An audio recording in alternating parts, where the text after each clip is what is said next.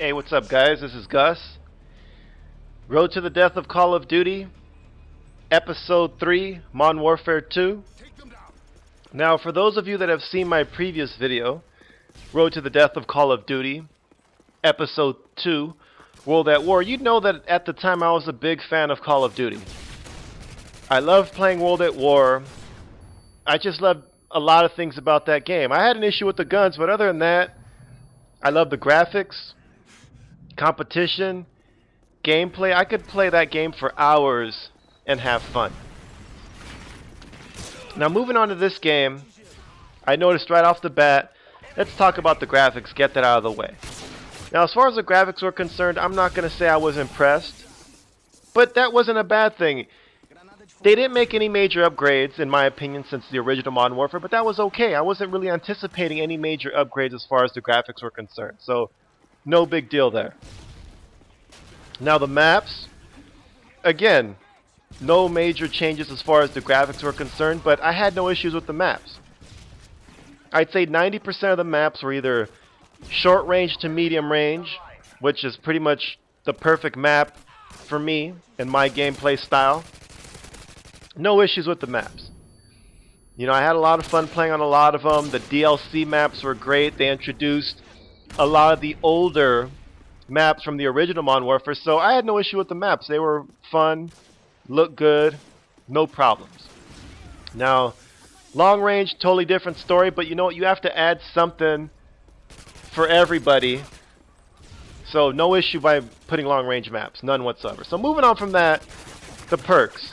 And the perks, this is what can really change the game in my opinion, and what has made a difference in many of the Call of Duty. So let's take a look at the perks. Starting at the tier 1, you had Marathon, Sleight of Hand, no problem with those perks. Now Scavenger, I'm a big user of Scavenger. My accuracy is shit, so I usually use Scavenger to replenish my ammo. So no problem with that. Bling they added to the tier 1, which I really liked. I was anticipating the Bling perk so much because I figured, hey, you know what? Now I don't always have to use just red dot. I can combine that with a silencer, make my gun even better. What can be better than that? One-man army. Now this perk was a game changer.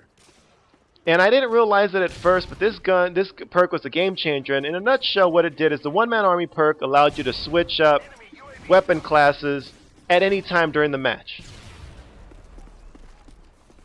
Moving on to the tier 2, you had Stopping Power, which was my personal favorite. Lightweight, Hardline, the stealth perk was Cold-Blooded, which again I had no issue with because people weren't really using it very often in this game. They used it once in a while, no big deal.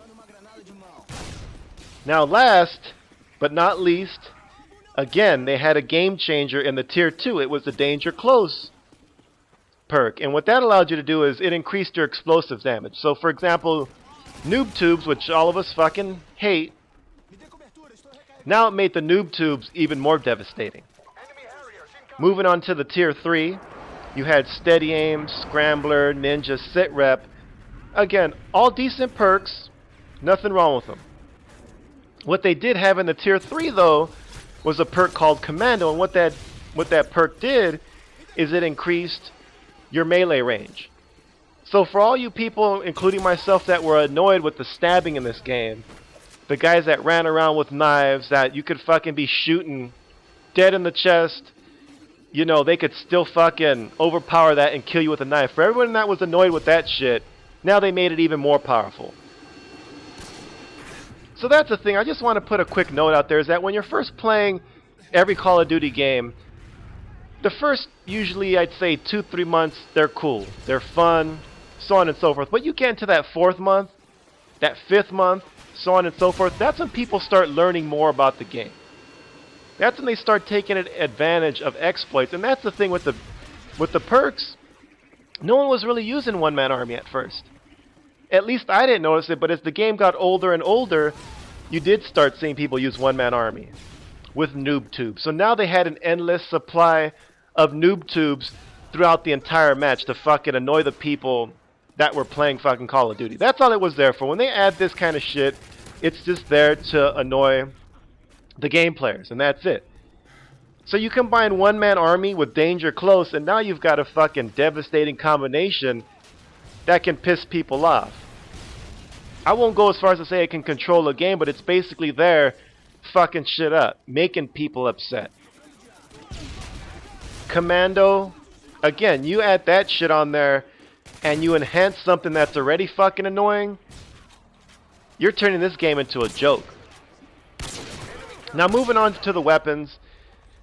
You know, as far as the weapons go, I didn't really have a major issue with the weapons at all when it came to like the assault rifles, the submachine guns, and light machine guns. No issues with those. I used a lot of them myself. No big problem. But what I did have a problem with was the sniper rifles, the quick scoping. And in this game, to me, it was more prevalent. I didn't really see it in the previous games. Now, a lot of you guys might say, oh, yeah, it was in there. But to me, at least, I didn't see it that often. I didn't see where it was dominating. After when this game was about fucking, I'd say 5-6 months old, you couldn't get through a match without seeing some asshole doing this bullshit. The riot shield. What the fuck do we need a riot shield for? Basically, that shit was just there to annoy people, to trap people in corners. You weren't getting a large amount of kills with that shit. The machine pistols, you know, again, trying to make a machine pistol more fucking powerful than a machine gun. Get the fuck out of here. Semi-automatic shotguns where people can fucking shoot a shotgun as fast as they can pull a trigger. I mean, that's just bullshit right there. Extended range shotguns, you know what I'm talking about. Being fucking shot fucking 30 yards away with a shotgun. That was introduced in this game. Claymores, which in itself, I don't have an issue with claymores, but you combine claymores with scavenger and you have an endless amount of claymores. It's just ridiculous. Now moving on to the kill streaks, again, another game changer, another major change for Call of Duty is that you went from a game with the 3, 5, and 7 where kill streaks weren't the main part of this game. Now you introduced shit like, you know, the AC-130, chopper gunner, nuke, to now you raised the stakes. Now you made it to where people were more into how can I get all these kills, and of course you had a lot of game players that were kick-ass players. You had guys that could get 15, 20 kills, 25 kills just by playing normal, by playing the way the game should be played. But then you had a lot of scrubs, and I'm a scrub player, but that's the thing, I won't resort to cheap shit, to lowering myself to get these kill streaks. And that's what you had. You had a bunch of average or below average players using the cheap shit that they introduced to this game to get these kill streaks. So now you went from a game like Modern Warfare, the original, like Call of Duty, where it was more about the gun-on-gun confrontation. You know, I'm better than you, I'm going to shoot you with my gun, game over. To now you made it into a game where, fuck, I need to do everything I can to get a kill streak to dominate the game, because I knew that if I got a chopper gunner, an AC-130, that pretty much the game was over for the other team. Death streaks. Now, I'm not going to get too much into death streaks, but why the fuck would you introduce something in the game to award bad play?